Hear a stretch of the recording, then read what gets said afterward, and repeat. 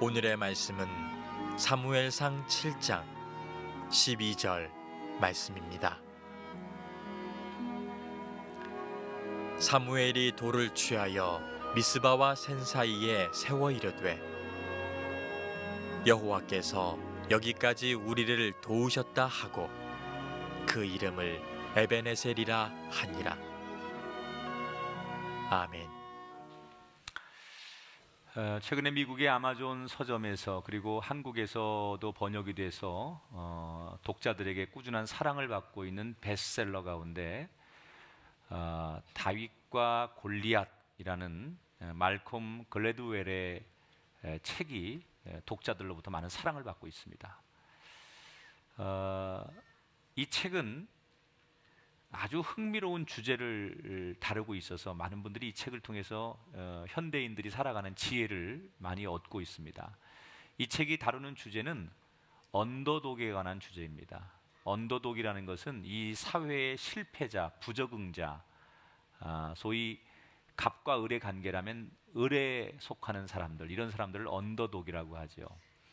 원래 이 언더독이라는 말은 투견에서 나온 얘기입니다. 개들이 싸움을 하는데 한 마리가 상대를 물어뜯고 그래서 짓밟아서 밑에 깔려있는 그 개를 언더독이라고 하고 위에서 올라탄 녀석을 탑독이라고 합니다.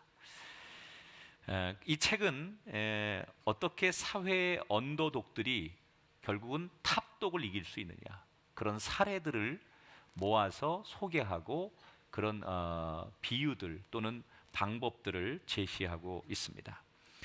이 책의 내용 중에 글래드웰이 우리가 잘 아는 얘기 하나를 소개합니다. 바로 성경의 얘기가 나오는데 다윗과 골리앗의 얘기가 나와요. 이 다윗 당시에는 전쟁을 할 때 종종 장군들끼리 대표들만 나와서 결투를 벌입니다. 모든 병사들이 보는데 왜 그러냐면 전면전을 치르면 너무 많은 희생자들이 나오기 때문에 그 피해를 줄여보자라는 의도로 대표들만 나와서 싸워서 그 전쟁의 승패를 가르는 경우가 이 시대는 많이 있었습니다. 지금 우리가 소치 올림픽을 하는데 우리나라 국민들이 다 나가는 건 아니죠. 대표가 나가서 나라의 실력과 수준과 명예를 걸고 싸우듯이 전쟁을 그렇게 했다는 거예요. 블레셋이라고 하는 나라에는 늘 골리앗이 전쟁에 나옵니다. 근데 알다시피 골리앗은 거인입니다. 보통 사람보다 체격이 2배, 3배 되는 큰 체격을 가지고 있고 긴 팔을 가지고 있고 힘이 굉장히 셉니다. 그러니까 그 체격에 맞는 무기나 또는 뭐 그 갑옷 이런 걸 입으면 그 힘이 몇 배로 커지는 거죠. 팔도 길고 힘이 세니까 남들보다 무기도 2배, 3배 긴 걸 쓰니까 상대가 웬만한 사람이 나와가지고 골리앗을 이길 수가 없는 거예요. 1대1로는. 그러니까 모든 사람들이 골리앗과 싸우려고를 하지 않아요. 다 겁을 먹고 도망갑니다. 이스라엘도 마찬가지예요. 골리앗과 전쟁을 하는데 골리앗 앞에 주눅이 들어서 어느 누구도 용감하게 골리앗과 싸우려고 하는 사람이 없습니다. 그때 다윗이 나서게 되지요. 놀라운 사실은 우리가 너무 잘 아는 대로 다윗이 누구도 넘볼 수 없었고 이길 수 없을 것 같았던 골리앗을 이기게 되는 거예요. 근데 말콤 글래드웰은 이 책에서 어떻게 그러면 골리앗이 그 당시에 난공불락으로 여기던 골리앗을 이길 수 있었느냐, 이것을 재미있게 해석을 하는데 글래드웰의 해석은 이런 겁니다.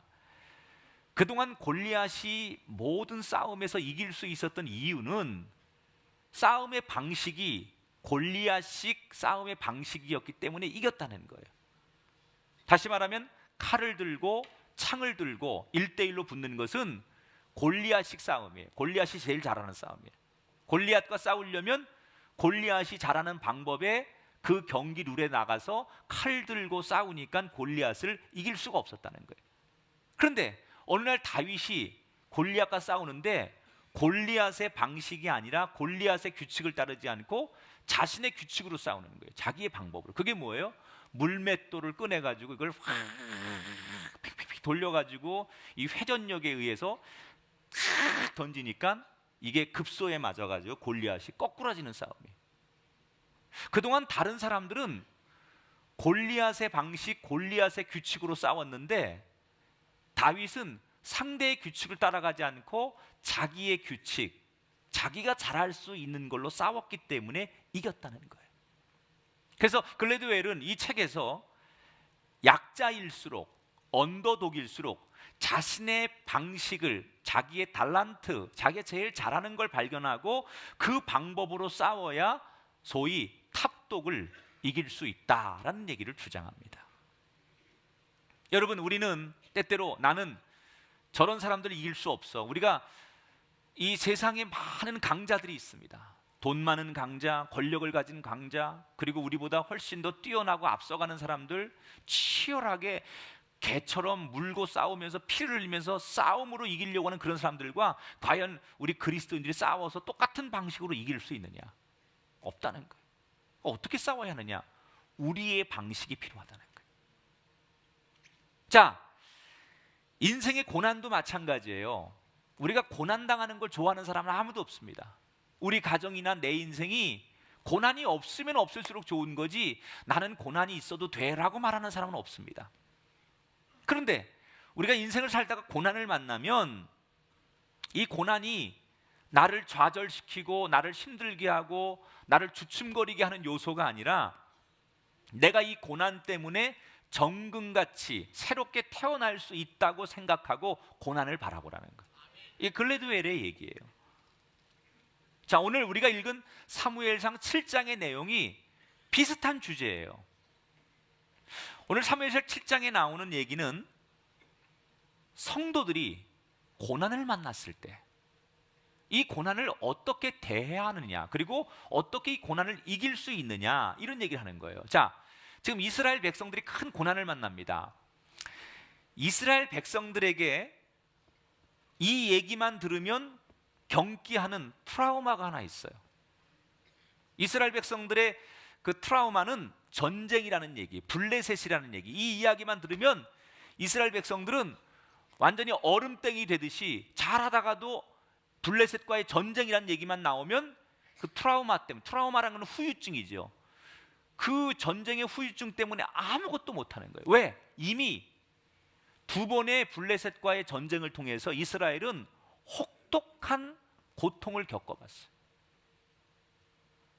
여러분, 이스라엘이 블레셋과의 1차 전쟁, 2차 전쟁에서 졌지요. 단순히 군인들이 패한 전쟁이 아니에요.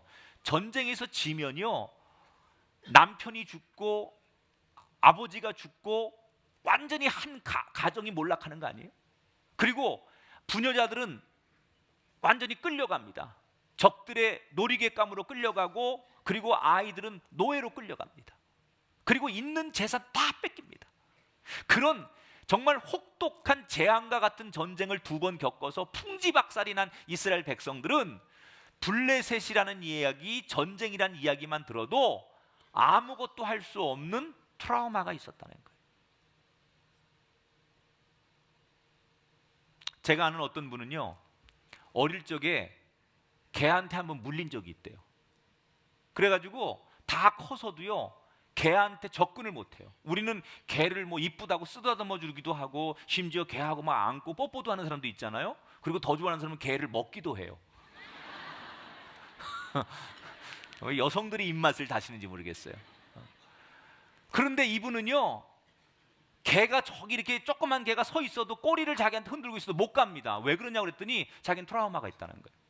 이 개한테 한번 어릴 적에 물린 그 기억이, 후유증이 지금도 잔재해서 자기는 아주 개자만 나와도 자기는 경기를 일으키니까 개 얘기하지 말라고. 이분 앞에서는 개 얘기를 하면 안 돼요. 지금 이스라엘이 똑같은 상황에 처하는 거예요. 자, 7절을 한번 볼게요. 오늘 블레셋 방백들이 이스라엘을 치러 올라온지라 이스라엘 자손들이 듣고 블레셋 사람들을 두려워했다 그랬어. 블레셋 군인들이 이스라엘을 치러 다시 전쟁을 하러 오고 있다는 얘기예요. 지금 이스라엘 백성들은 블레셋이 전쟁을 한다는 얘기에 모든 전의를 상실하고 두려움과 고통으로 떨고 있습니다. 더 이상 우리에게 이런 고통이 없기를 이스라엘 백성들은 원했을 거예요. 그런데 자기들이 원하든 원치 않든 지금 고난과 고통이 자기들 앞에 도래했어요. 여러분, 고통이 없기를 원하십니까? 불가능합니다. 어떻게 우리 인생에 고통이 없기를 원합니까? 여러분이 아무리 나는 고난이 없는 인생을 살고 싶고 고통이 없는 인생을 살고 싶다고 말해도, 우리가 그런 소원을 갖는다 할지라도 불행하게 우리 인간이 하나님 앞에 가는 날까지 우리는 고통에 노출될 수밖에 없는 존재예요. 보세요. 대학에 가려면 입시라고 하는 고통의 시간을 겪어야 돼요. 젊은이들이 취업을 하려고 하면 취업 그 준비라는 혹독한 시간을 거쳐야 돼요.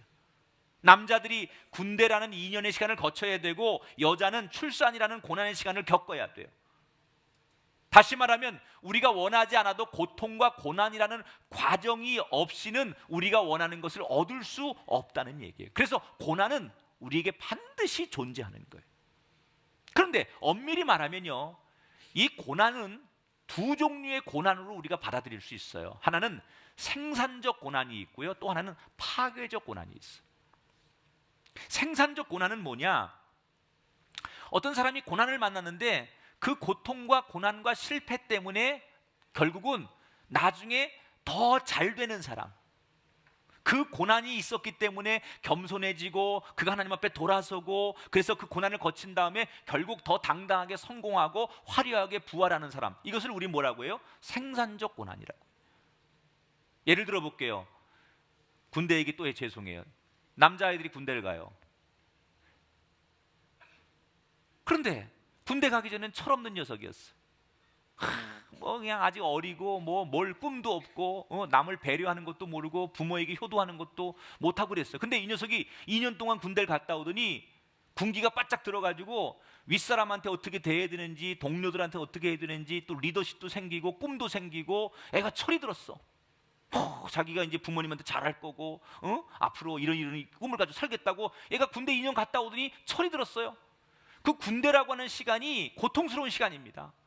군대라는 것은 분명히 누구나 다 가기를 원하지 않는 시간입니다. 그런데 그 군대를 갔다 오고 나서 그 고난을 겪고 나서 남자다워지고 성숙해지고 철이 들었어요. 그러면 이 사람은, 군대가 이 사람을 사람 만드는 거예요. 생산적 고난이에요. 그런데 다 그런 것만은 아니에요. 어떤 사람은 군대를 갔다 왔는데 경험을 하긴 했지만 하나도 달라진 게 없어요. 오히려 달라진 게 있다면 욕만 더 배워왔어요. 그리고 성격만 괴팍해져 가지고 이상한 짓거리만 하는 녀석이 있어요. 이것을 우리는 고난을 겪었지만, 똑같은 고난을 겪었지만 달라지지 않고 오히려 더 망가진 인생, 이것을 파괴적 고난이라고 해요.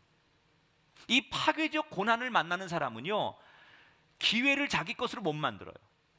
그래서 이런 사람들은요, 힘들면 힘들어서 못한다고 그러고, 돈이 없으면 돈이 없어서 못한다고 변명하고 불평만 해요. 아무리 시간을 많이 주어도 그 파괴적 고난 속에 사는 사람은 절대로 배우지 않아요. 그리고 인생이 개선되지 않아요. 자기를 파괴합니다. 자기를 학대하죠. 파괴적 고난을 가지면 나는 안 돼, 나는 뭐 부모를 잘못 만나서 그래, 이러고 늘 자기를 건조하고 파괴하게 만들고 주변 사람들 다 파괴하는 거예요. 엄마 때문에, 아버지 때문에, 너 때문에 내가 이런 거야, 그러면서 주변 사람들 모두를 불행하게 만들어요. 여러분 인생이 어차피 한번 고난을 만나야 되고 우리 고난을 피할 수 없는 거라면, 여러분이 만나는 고난을 생산적 고난으로 만드시겠습니까? 파괴적 고난으로 만드시겠습니까? 저는 여러분 모두가 생산적인 고난의 주인공이 되기를 축원합니다. 이 생산적 고난을 우리가 교회에서는 은혜의 고난이라고 해요. 사람이 어려울 때 어떤 사람은 더욱더 하나님을 찾고, 그래서 하나님 앞에 겸손해지고 성숙해지고 그것을 통해서 더 적극적으로 살아가는 사람이 있어요. 어려울수록 하나님 앞에 다 엎드려서 기도하고 하나님이 나를 버리지 않고 도와주실 것을 믿기 때문에 어려울수록 더 신앙이 커지면서 좌절하지 않고 도전하는 사람이 있어요. 그러나 파괴적 고난의 사람은 조금만 어려운 일이 있어도 쉽게 흔들리고 요동합니다. 내가 교회 다닌 지 몇 년째인데 말이야, 내가 신앙생활 이렇게 열심히 했는데 말이야, 하나님 나한테 이러실 수 있습니까? 이렇게 불평과 원망을 멈추지 않는 사람들, 그래서 쉽게 포기하고 좌절합니다. 자, 오늘 사무엘상 7장에 나오는 이스라엘 사람들이 뛰어난 점이 하나 있어요. 지금 자기들이 원하지 않는 전쟁이라고 하는 고난을 딱 만났는데 이 고난 앞에서 이스라엘 백성들이 어떤 선택을 하느냐? 파괴적 고난이 아니라 누구를 원망하고 불평하고 부정적으로 생각하지 않고 이것을 긍정적으로 생산적 고난으로 만들어냈다는 거예요. 자, 계속해서 7장 2절을 볼게요. 언약궤가 기랏 여아림에 들어간 날부터 20년 동안 오래 있은지라. 자, 지금 사무엘상을 쭉 들은 분들은, 저하고 공부를 쭉 하신 분들은 내용을 기억하시는 분은 이해하기가 쉽죠. 이스라엘 백성들이, 언약궤는 이스라엘 백성들에게 상징이에요. 하나님의 보좌, 임재를 나타내는 언약궤. 그런데 1차 전쟁에서 실패를 하니까 자기들 힘으로 아닌 언약궤를 이용해서, 하나님을 이용해서 전쟁을 해보려고 했다가 전쟁에도 지고 언약궤를 블레셋 사람들에게 빼앗기게 되잖아요. 근데 블레셋 사람들이 이 언약궤를 가져오면 다 이긴 줄 알고 갖다 놨는데 이 언약궤 때문에 막 질병이 돌고 자기들의 신상이 무너지고 이런 것을 경험하면서 언약궤를 감당하지 못하니까 언약궤를 이스라엘로 다시 돌려보내는 거예요. 그때 이스라엘 백성들이 언약궤가 돌아왔는데 돌아온 언약궤를 어디다가 처박아둬요? 여기 기릿 여아림이라고 해서 저 구석에 한 구퉁이에 이 언약궤를 그냥 창고 같은 데 처박아두고 20년 동안 쳐다보지도 않았다는 거예요. 언약궤를 대하는 태도는, 언약궤는 하나님의 보좌이기 때문에 가장 정가운데, 가장 좋은 곳에 한가운데 모시는 거예요. 이스라엘이 가장 한가운데에다가 언약궤를 모셔야 되는데 저 기린 여아림이라는 저 구퉁이에다 갖다 놓고 20년 동안 언약궤를 거들떠도 보지 않았다는 얘기예요. 그 얘기는 뭐예요? 지난 20년 동안 하나님 없이 살아보겠다는 거예요. 이스라엘 백성들이 전쟁하면서 언약궤가 있으면 옛날에 홍해바다를 건널 때처럼 하나님이 우리를 지켜주실 줄 알았는데 언약궤를 가지고도 전쟁에 패하는 걸 경험하면서 무슨 생각을 하느냐? 하나님 의지해도 기도해도 우리가 예배드려도 소용없구나, 그냥 세상 방법으로 나 열심히 살아야겠다, 그리고 하나님과 상관없이 20년 동안 자기들의 신만 가지고 열심히 사는 거예요. 그런데 20년이 지나면서 그들이 뭘 깨닫기 시작하느냐? 아무리 지난 20년 동안 하나님 없이 내가 열심히 살고 성실하게 살아도 하나님이 돕지 않으면 안 된다는 것을 비로소 20년 만에 깨달은 거예요. 여러분, 이스라엘 백성들은 20년 만에 깨달았지만 여러분은 오늘 이 설교 들으면서 20분 만에 깨닫게 되길 바랍니다. 하나님의 도움 없이는 안 된다는 사실을 깨닫는 거. 그 사람이 서울대학 나온 사람보다 훌륭한 사람이고 박사학위를 가진 사람보다 더 뛰어난 사람인 줄 믿으시기 바랍니다. 하나님이 돕지 않으면 안 된다는 거예요. 아, 우리 인생에 하나님이 계셔야 되는구나. 그래서 이걸 깨달았고 이스라엘 백성들이 20년 만에 변화하기 시작했어요. 7장 2절, 20년 동안 오래 있은지라 이스라엘 온 족속이 여호와를, 따라합시다, 여호와를 사모하니라. 어떻게 변화되었다고요? 여호와를 사모했다 그랬어요. 하나님을 거들떠도 보지 않던 이스라엘 백성들이 20년 만에 하나님 없이는 안 된다는 걸 깨달았어요. 영어 성경에는 seek after 이렇게 소개를 합니다. 이 seek라고 하는 말이 구한다 그런 얘기예요. 구한다. 은혜를 구하고 하나님의 은총을 구하는 사람. 요즘 우리가 교회에서 많이 쓰는 그 용어 가운데 구도자라는 말을 많이 써요. 종교인들에게 많이 붙이는 얘기, 구도자. 하나님께서 우리에게 주시는 은혜를 한번 경험을 했어요, 우리가. 그러면 그 은혜를 경험하고 끝나는 게 아니라 그 은혜를 계속 구하고 찾는 거예요. 그 하나님의 진리에 대해서 연구하고 묵상하고 계속 생각하는 거예요. 이렇게 발전 성숙하게 살아가는 사람을 우리가 뭐라고 하느냐? 구도자라고 말한다는 거예요. 이스라엘이 지난 20년 동안 언약궤 없이 지내고 고생하더니 이들이 드디어 어떻게 변했어요? 하나님 없이는 안 됩니다. 그래서 하나님의 은혜가 필요합니다. 하나님의 도움이 필요합니다. 하나님의 보살핌이 필요합니다. 이렇게 하나님을 사모하고 구하는 사람이 됐다는 얘기예요. 지난 20년의 고난이, 두 번의 전쟁의 패배가 이스라엘 백성들을 완전히 새로운 사람으로 변화시켰어요. 자, 어떻게 달라졌는지 구체적으로 볼게요. 3절을 볼게요. 화면 보고 같이 읽을까요? 시작. 너희가 전심으로 여호와께 돌아오려거든 이방신들과 아스타롯을 너희 중에서 제거하라 그랬어요. 제일 먼저 뭘 했어요? 제거했대요. 뭘 제거했어요? 우상을 제거했어요. 여러분 기억하세요. 우리가 달라지길 원하지요. 새로워지길 원하면 제일 먼저 뭐 해야 되느냐? 버릴 걸 버려야 돼요. 쓰레기들, 불필요한 것들, 이런 것들을 잘라버리지 않는 한 새로워질 수가 없어요. 지금 이스라엘 백성들이 새로워지길 원해요. 새로운 인생을 사모해요. 그 새로워지기 위해서 제일 먼저 뭐 하느냐? 제거했다는 거예요. 잘라버릴 걸 잘라버리고, 버릴 걸 버리고, 과거로부터 벗어날 걸 벗어나고, 잊어버릴 걸 잊어버리고, 깨끗하게 정리했다는 얘기예요. 그런데 사실 이게 말처럼 이스라엘 백성들이 우상으로부터 우상을 버리는 게 쉬운 일이 아니에요. 지금 이스라엘 백성들은 가나안이라고 하는 곳에 들어가 사는 거잖아요. 이 가나안이라는 넓은 지역에 많은 이방 민족들이 있는데, 그곳에 가서 살려면 장사를 하든 직장을 구하든 농사를 하든 간에 그 지역 사람들과 잘 지내야 되잖아요.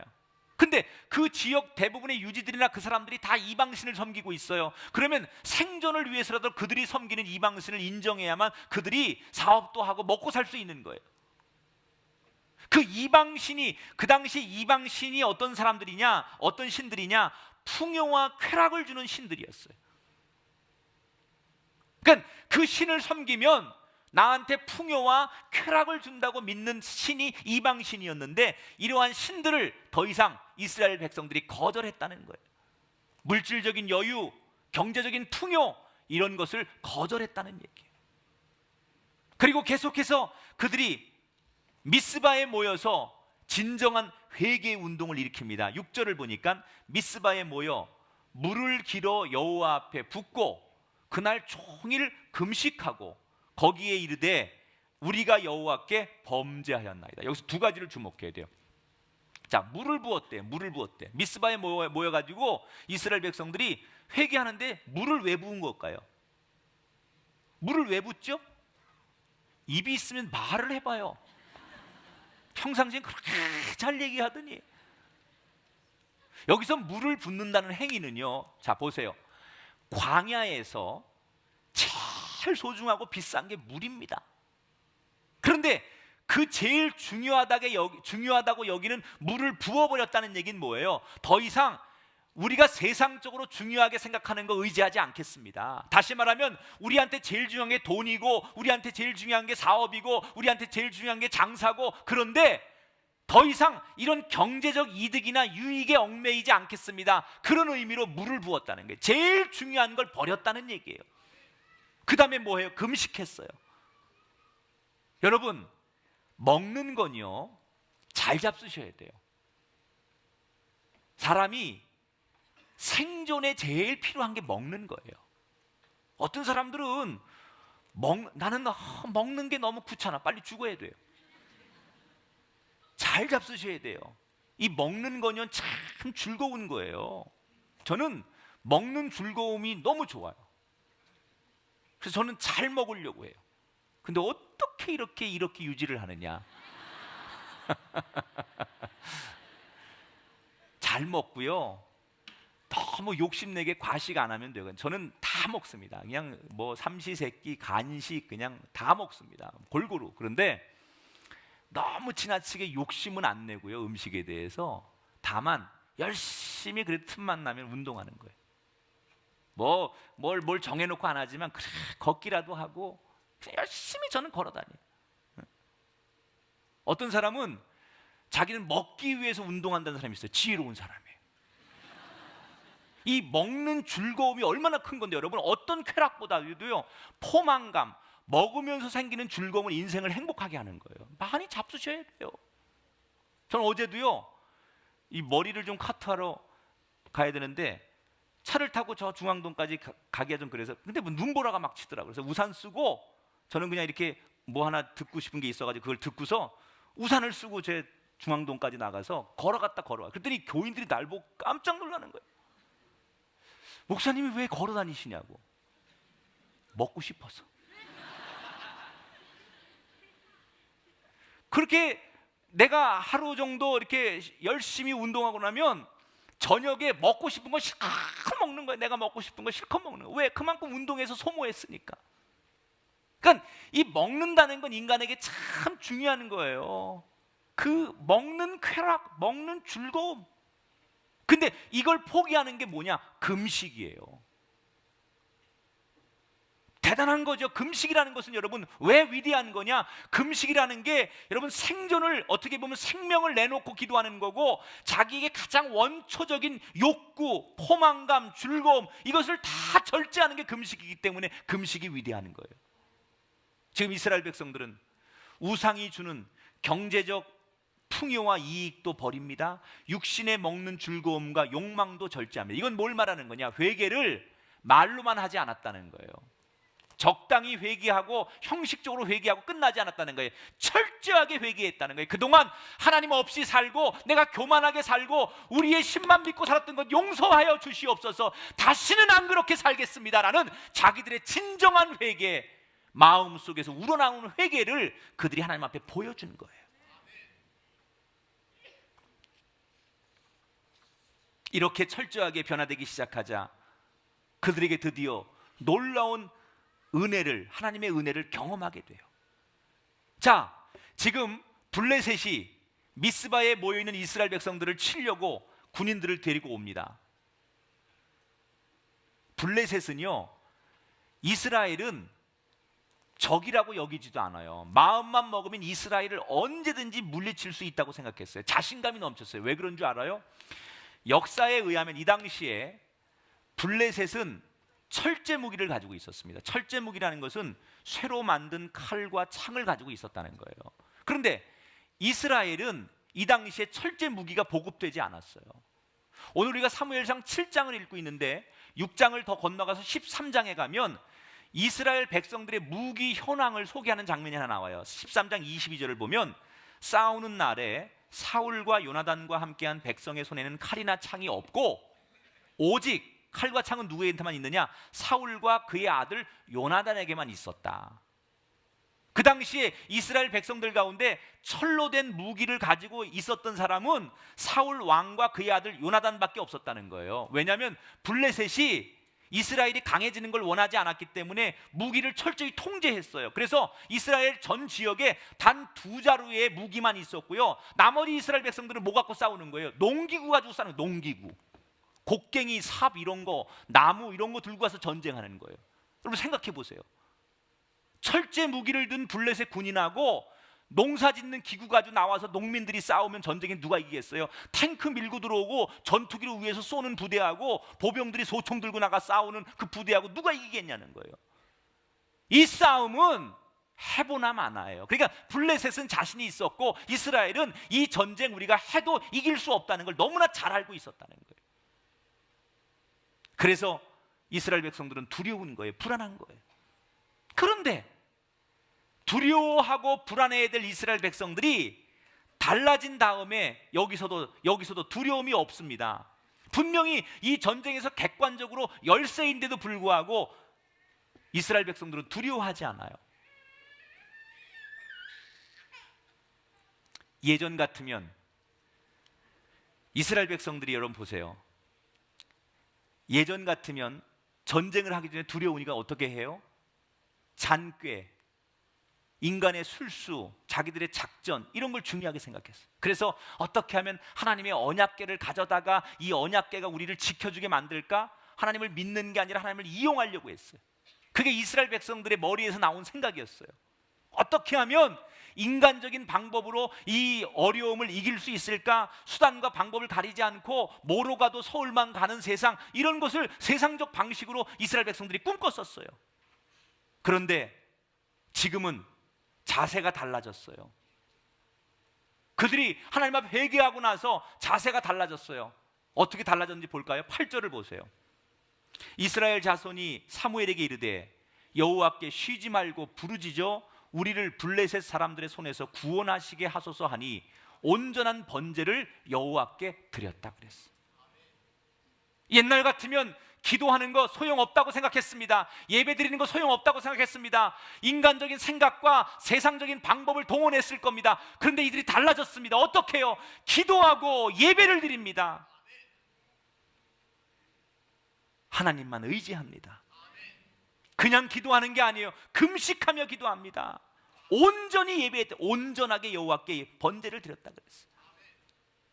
과거와는 완전히 달라졌어요.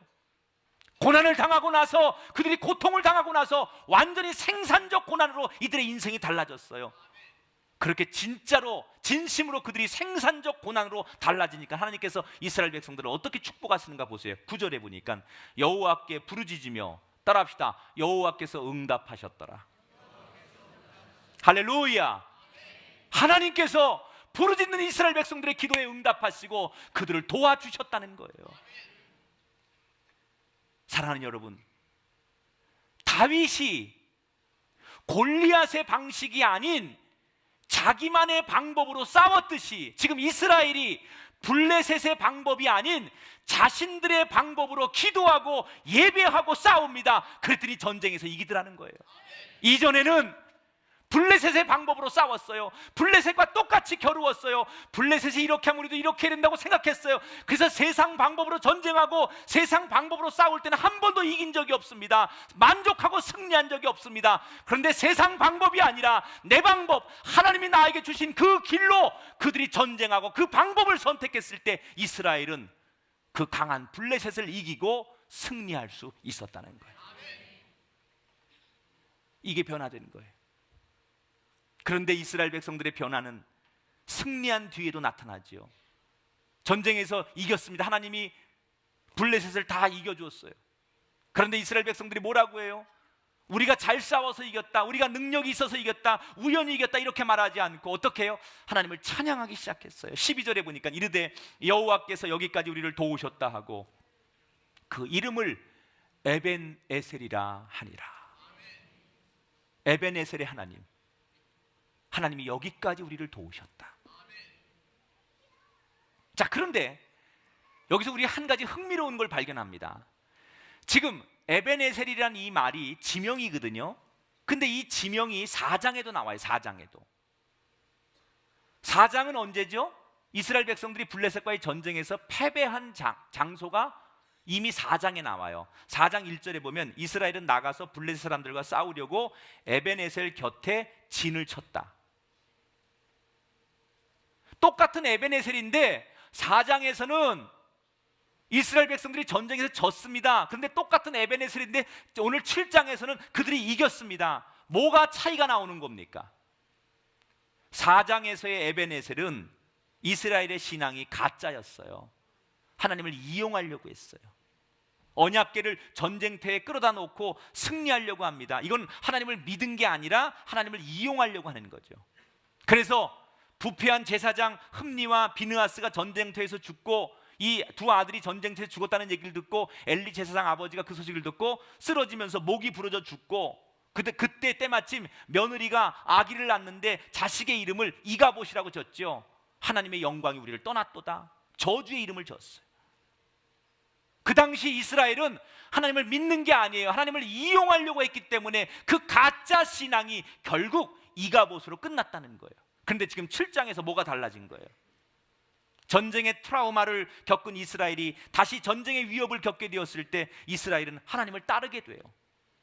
4장에서 그들의 신앙이 가짜 신앙이었다면 7장은 진짜 신앙으로 바뀌었어요. 풍요와 욕망을 다 내려놓았습니다. 경제적 이익과 유익을 주는 우상들도 다 버렸습니다. 그리고 하나님 앞에 온전히 금식하고 욕망을 절제합니다. 온전하게 예배드립니다. 다시 말하면 하나님을 이용하는 게 아니라 하나님을 따르기 시작했다는 거예요. 그랬더니 하나님께서 그들에게 패배가 아닌 승리를 주셨다는 거예요.